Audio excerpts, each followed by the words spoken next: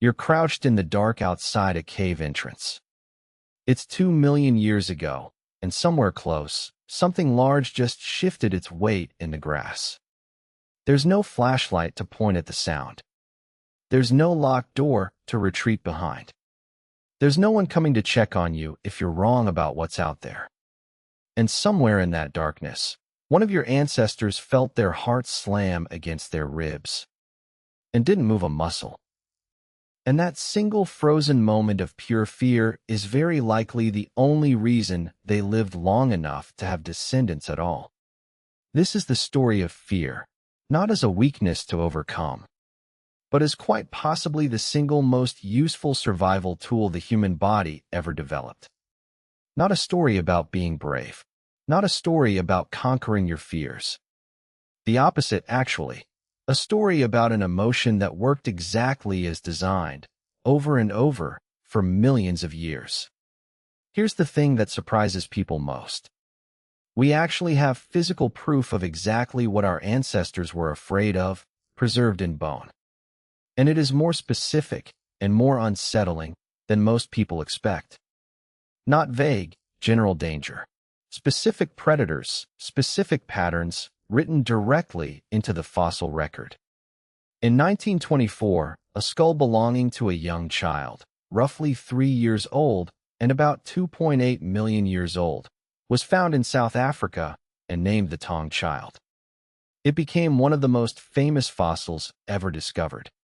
And for decades, nobody could explain two strange puncture marks on the skull. Then in 2006, researcher Lee Berger, working with Ron Clark, compared those marks against modern eagle kill sites and matched them precisely to the talons of a large eagle. An eagle that had, by all the evidence, carried the child off and killed it. Here's the real question that discovery raises. If the sky itself was a hunting ground, what did that do to how our ancestors experienced an open, exposed landscape? The answer shows up in the body. Humans startle at sudden movement overhead and instinctively duck under open sky in a way that has never fully gone away. Even now, even somewhere as safe as a parking lot. Small children today, with zero training and zero personal experience of a predator, still show a measurable startle response to large looming shapes overhead. Which is exactly the kind of reaction that doesn't come from a lifetime of learning. It comes built in. It isn't only the sky. In 2006, primatologist Lynn Isbell published a theory that's since gathered serious evidence behind it. That snakes were such a consistent, ancient threat to early primates that they actually helped shape how primate vision evolved in the first place. Humans, and most primates, spot a snake-like shape in leaf litter faster than almost any other pattern the eye can register. Faster than we spot a knife. Faster than we spot a gun. Here's why that matters mechanically. Your brain has a structure called the amygdala, and it's built to recognize certain danger shapes and trigger a full-body alarm before the rest of your brain has even consciously registered what you're looking at. That's not a flaw in the system. That fraction of a second is exactly the point. It's the difference between reacting to a snake and being bitten by one. So here's a real question worth sitting with. If fear is this fast and this powerful, how did anyone manage to sleep, hunt, or raise children at all? The answer, more than anything else, was fire. A controlled flame did what no amount of individual courage could. It kept nocturnal predators at a measurable distance, because almost nothing that hunts by night comfortably approaches open flame. For the first time, a group could actually lower its guard a little and sleep through more of the night than pure vigilance alone would ever have allowed. But fire didn't remove fear. It just organized it. Groups kept watch in rotating shifts through the night. And that habit, someone always awake, always listening, is one of the oldest continuously practiced human behaviors there is. Numbers help too, and not just around a fire.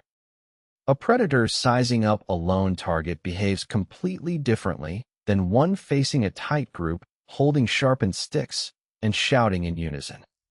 Early humans figured out, probably through nothing more scientific than trial and error, that a coordinated group made noise and looked large, in a way that made most predators reconsider the whole idea.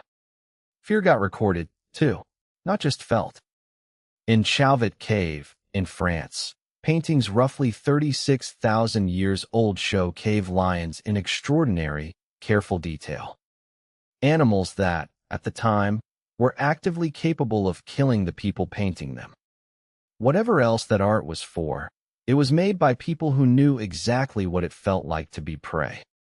At a site called Sima de los Huesos, in Spain, roughly 430,000 years old, researchers found the bodies of at least 28 individuals deliberately placed at the bottom of a deep vertical shaft, alongside a single carefully made stone hand axe, an object that had no practical use at the bottom of a pit nobody was living in. Nobody knows for certain what it means. But treating death with that much intention, that early, suggests fear of death had already become something people needed to make sense of together, not just survive alone.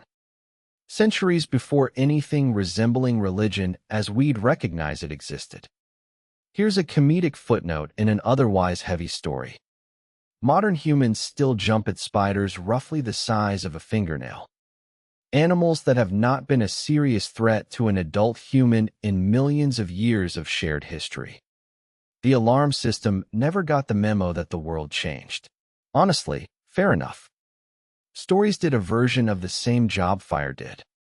Nearly every culture on Earth, independently, developed some version of a monster that comes out at night, waits in deep water, or lurks at the edge of firelight. From wolves in European folklore to water spirits across entirely unconnected societies on other continents. Passing that story to a child costs nothing and risks nothing. Learning the same lesson by actually encountering the danger could cost everything.